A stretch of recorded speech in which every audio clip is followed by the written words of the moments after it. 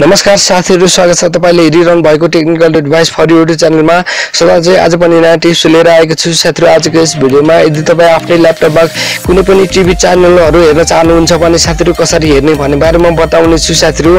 यदि तपाई पनि आजको टपिकलाई फलो गर्न चाहनुहुन्छ भने साथीहरु भिडियोलाई अन्तिमसम्म हेर्नु होला अनि यस्तै फ्युचरमा आउने युजफुल भिडियोहरु सबैभन्दा पहिले पाउनको लागि यो च्यानलमा नयाँ हुनुहुन्छ अथवा सब्स्क्राइब गर्नुभएको छैन भने साथीहरु सब्स्क्राइब गरिदिनु होला अनि साथमा रहेको बेल आइकनमा क्लिक गरी नोटिफिकेसन अलमा क्लिक गर्न पनि नभुल्नु होला। सुरु गरौँ आजको टपिक।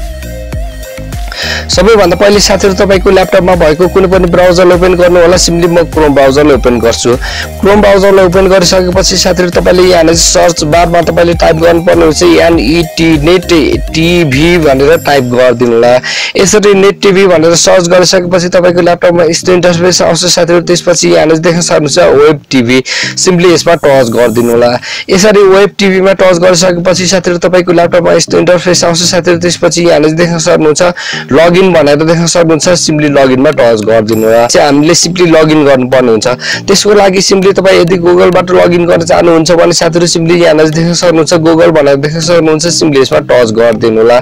यदि साथीहरु तपाई Ncellको युजर हुनुहुन्छ अर्थात Ncellको सिम चलाउनुहुन्छ भने त्यस्तो अवस्थामा Ncell भनेर देख्न सक्नुहुन्छ साथीहरु। सिम्पली यसमा टच गरिदिनु होला।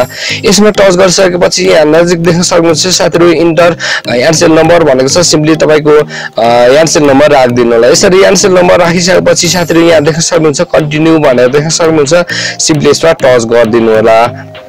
यसमा टच गरिसकेपछि साथीहरु तपाईको मोबाइलमा 6 डिजिटको ओटीपी कोड आउँछ साथीहरु। सिम्पली तपाईले ओटीपी कोड राख्नुपर्ने हुन्छ। सिम्पली म राखिदिन्छु।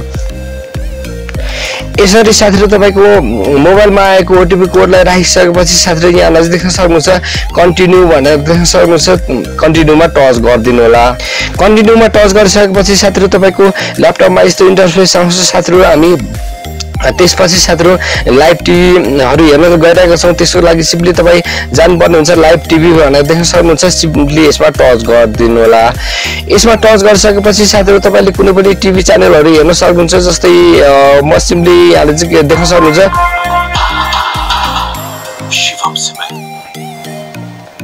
जस्तै यहाँ नजिकै साथीहरु तपाईले कान्तिपुर टिभी चाहिँ प्ले भइरहेको देख्न सक्नुहुन्छ साथीहरु। त्यस्तै अरु च्यानलहरु पनि तपाई हेर्न चाहनुहुन्छ भने त्यस्तो अवस्थामा सिम्पली यहाँ देख्न सक्नुहुन्छ साथीहरु AP1 हिमालयन टिभी भनेर देख्न सक्नुहुन्छ। सिम्पली म हिमालयन टिभीलाई क्लिक गरिदिन्छु। त्यसपछि साथीहरु यहाँ देख्न सक्नुहुन्छ हिमालयन टिभी चाहिँ प्ले भइरहेको छ। यदि तपाई फुल स्क्रिन हेर्न चाहनुहुन्छ भने त्यस्तो अवस्थामा यहाँ देख्न सक्नुहुन्छ तपाईले फुल स्क्रिन मोड बनाएर पनि सजिलैसँग तपाईले हेर्न सक्नुहुन्छ साथीहरु।